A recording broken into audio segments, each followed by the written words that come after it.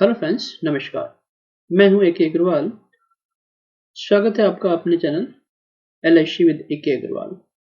Friends, जब भी मैं आपको एलआईसी का लमसम इन्वेस्टमेंट की बात करता हूं, एक बार इन्वेस्ट करने की बात करता हूं, तो बहुत सारे कमेंट्स आते हैं कि हमें म्यूचुअल फंड्स में डाल देना चाहिए, वहां पर तो बहुत रिटर्न मिल जाएगा।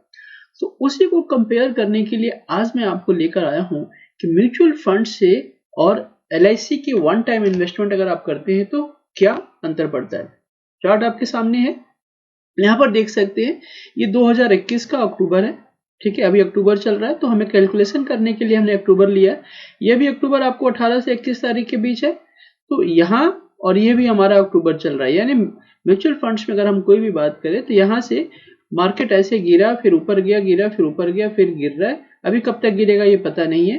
ठीक है, तो इसी को हम देखते हुए यहाँ पर कैलकुलेशन करते हैं कि अगर हमने म्यूचुअल फंड्स में इन्वेस्ट किया होता और एलआईसी में इन्वेस्ट किया होता और ये हालत रहता तो क्या होता और इसका क्या परिणाम होता। तो अगर ये सब चीजें देखने के लिए हमें कैलकुलेशन करना पड़ेगा। तो मैंने फंड्स चूज किया है, जैसे large cap funds. Large cap funds का मतलब होता है जो ब्लू चिप कंपनी होती है वहां पर आपने इन्वेस्ट किया, और उसी तरह से एलआईसी के पेंशन फंड में इन्वेस्ट किया, यानी एक बार दिया और पैसा अगले महीने से मिलना शुरू हो जाता है। तो इस दोनों को कंपेयर करने के लिए मैं आपको लेकर चलता हूं एक्सेल शीट पर। तो यहाँ पर आप देखेंगे, यहाँ पर मैंने हिस्टोरिकल डेटा निकाला है 18 अक्टूबर 2021 से 23 अक्टूबर है, लेकिन 23 अक्टूबर का अभी डेटा आया नहीं है क्योंकि 23 अक्टूबर आज है। ये 20 तारीख तक का डेटा आपको यहाँ पर नीचे दिखेगा, मैं डाउन करके दिखा देता हूँ। और यहाँ पर अगर आप देखते हैं तो यहाँ पर देखिए 20 अक्टूबर का डेटा है। ठीक है ना, तो आज मार्केट और गिर गया है, तो इसका मतलब आज अगर 23 तारीख करेंगे तो ये मुश्किल से 855 के पास हुआ क्योंकि मार्केट ज्यादा गिरा है। बट फिर भी मैं बात कर रहा हूँ कि 20 अक्टूबर की हम बात करते हैं, डाउन हुआ, उसको हम छोड़ देते हैं कि चलो डाउन हो गया तो फिर आगे बढ़ जाएगा। ठीक है, अब यहाँ पर देखेंगे 18 अक्टूबर को इसका एनएवी था, नेट एसेट वैल्यू था 730 रुपए 0.502। ठीक है, हमने यहाँ पर मान लीजिए कि 10,18,000 रुपए इन्वेस्ट किया। ठीक है, सेम चीज 10,18,000 हमने यहाँ पर इन्वेस्ट किया और यही 10,18,000 रुपए हमने एलआईसी में भी इन्वेस्ट कर दिया। ठीक है, एलआईसी का दोनों प्लान हमने चूज किया, एक एलआईसी का प्लान चूज किया, एलआईसी पेंशन प्लान, और एक म्यूचुअल फंड्स में एचडीएफसी का, ये जो एचडीएफसी टॉप 100 फंड्स, यानी जहां पर आपको ज्यादा सेफ्टी मिलती है, लेकिन क्योंकि ये इक्विटी है तो वहां पर रिस्क तो आपको रहता ही रहता है। मार्केट गिरेगा तो रेट गिरेगा, जैसे आज मार्केट गिरा तो कल का रेट देखोगे तो आपको डाउन मिलेगा। ठीक है, अब हम देख लेते हैं रिटर्न्स 21 से लेकर 23 तक। हमारे पास 21 के बाद 22 और 22 के बाद 23, 2 साल हो गए। तो इसी तरह से हम 21 और 22 और 23। ठीक है, अब यहाँ पर 10,18,000 रुपये हमने इन्वेस्ट किया, जिससे हमें यूनिट मिला इतना, और आज की जो एनएवी 20 तारीख को देखा था हमने, वो आपको मिल गया था 839 रुपये, तो 863 रुपये, तो 863।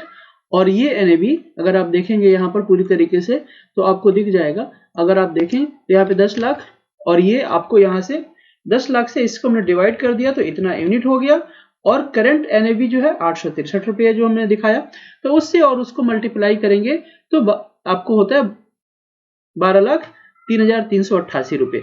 ये मैंने लिख दिया कि आज की 20 तारीख की वैल्यू 12,03,388 रुपये है। अब ये इन्वेस्ट किया, ये वैल्यू है, तो 2 साल में हमें कितना परसेंट का रिटर्न मिला? 8.7, मतलब 8.70 का रिटर्न मिला, जिसमें आपको क्या मिला? एक हमेशा टेंशन मिली कि भाई मार्केट गिर रहा है, मार्केट बढ़ रहा है, मार्केट ऊपर जा रहा है। ठीक है, और आप देख रहे हैं तो आपको टेंशन मिल रहा है कि क्या हो रहा है, क्या नहीं हो रहा है, पता नहीं। ठीक है, तो मार्केट के ऊपर आपने डिपेंड किया। दूसरा सेम चीज आपने यहां पर किया, 10,18,000 रुपये लगा दिया, और इसमें भी क्या है, क्योंकि यहां पर गारंटीड है कि आपको पैसा रिटर्न्स मिलेगा ही मिलेगा। ठीक है, इसमें कोई कहीं पे कुछ नहीं है। तो पेंशन फंड्स में 10,18,000 आपने लगा दिया, तो वहां पर आपको क्या मिला? पहले साल जो आपको रिटर्न्स मिला, यहां पर आप देखेंगे तो इसमें लिखा हुआ है कि जो पहले साल रिटर्न्स है 63,000 का जो अमाउंट है, अगर आप इसको कैलकुलेट करेंगे तो यहाँ पर लिखा हुआ देखिए 63,500 का आपको रिटर्न्स मिला पहले साल। क्योंकि 2 साल हुए तो हमने 2 से मल्टीप्लाई कर दिया, तो टोटल हो गया 1,27,000 का आपको रिटर्न्स मिला। ठीक है, 1,27,000 ये मिला और 10,18,000 आपका वैल्यू था, तो ये हो गया 10,18,000 लिया और 11,45,000 रुपये हो गया। लेकिन इसमें पहले साल जो आपको 63,500 रुपये मिला है उस पर भी अगले साल ब्याज मिलेगा। अगर आपने उस पैसे को बैंक में रखा है तो उससे भी ब्याज मिलेगा। तो हमने उस पर 6% का ब्याज यहाँ पर और जोड़ लिया कि चलो आपने बैंक में पैसा रखा तो 6% का ब्याज आपको उस पर और एक साल में मिल गया, तो 3,810 रुपये यहाँ मिल गया। तो इस टोटल को अगर मिलाते हैं तो 11,48,810 रुपये होता है। तो यहाँ पर देख लेते हैं 11,48,810 रुपये। तो यहाँ पर 10,18,000 देकर 11,48,000 यानी 6% का आपको रिटर्न्स मिला। अब हम देखते हैं कि रिटर्न्स मिला कितना ज्यादा। ये 54,000 रुपये कैसे मिला ज्यादा, कितनी टेंशन आपने लिया, वो चीजें आपको समझने की जरूरत है। अब जो मार्केट आने वाले एक साल में जो भी डाउन सिचुएशन चल रहा है तो ये चला गया तो ये तो आपको रिटर्न्स और खा जाएगा। तो फिर अगर हमें आपको टेंशन लेकर काम करना है, आपकी दिमाग पर टेंशन है और आपको चाहते हैं कि भाई चलो देखते हैं क्या होगा, तब तो आपको ये म्यूचुअल फंड्स में जाना चाहिए। नहीं तो बिल्कुल सेफ तरीके से खेलना है, सेफ तरीके से अपने पैसे को रखना है, तब तो LIC के फंड्स में ही जाना चाहिए।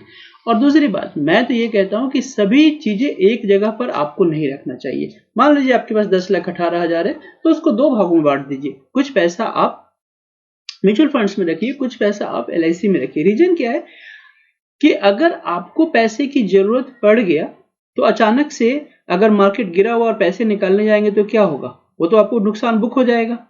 तो इसीलिए अगर आप इस टाइप से सोचते हैं कि नहीं मैं मार्केट में मुझे बहुत ज्यादा रिटर्न्स मिल रहा है और वहां पे लगा सकता हूं, तो ऐसा नहीं है। मार्केट अब यहां से देखिए क्या हुआ, मार्केट यहां से चलना शुरू हुआ, इतना गिरा, फिर ऊपर गया, फिर गिर गया, फिर ऊपर गया, फिर गिर रहा। अब ये यहाँ पर गिरना शुरू हुआ, फिर ये ऊपर आके और अगर गिर गया तो क्या होगा, अगर मान लीजिए यहां तक आ गया तो क्या होगा, तब आपकी वैल्यू क्या रहेगी।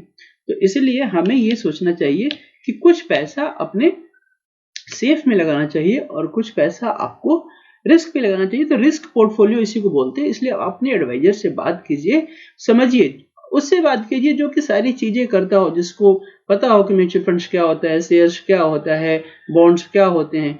केवल LIC पता है तो वो नहीं बताएगा, क्योंकि उसको तो केवल LIC बताना है। तो इसलिए अपने पैसे को 3-4 जगहों में बांटिए, क्योंकि अगर एक पॉकेट कट गया तो दूसरा पॉकेट आपको हेल्प करेगा।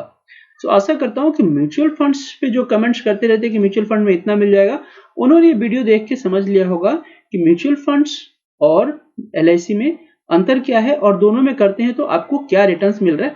यहाँ पर केवल आपको अगर रिटर्न्स वाइज देखें तो कितना रिटर्न्स ज्यादा मिला, परसेंटेज वाइज आप देखिए, यहाँ पर ये रिटर्न्स मिला और यहाँ पर आपको अगर माइनस कर देते हैं तो ये रिटर्न्स आपको आ रहा है 2%, 2.5% का रिटर्न्स आपको ईयरली एक्स्ट्रा मिल रहा है, और जिसमें पेन है। लेकिन अगर जैसे मार्केट गिरना शुरू हुआ है तो ये आप 2-3-4 दिन के बाद देखेंगे तो ये बराबर बराबर हो जाएगा। तो जो टेंशन वाली चीजें हैं उसको क्यों करना है ज्यादा। तो फ्रेंड्स आशा करता हूँ आपको समझ में आ गया होगा। फिर भी कोई क्वेरीज है तो आप नीचे कमेंट कीजिए, मैं उसमें कोशिश करूंगा आपको सॉल्व करने के लिए। Thank you.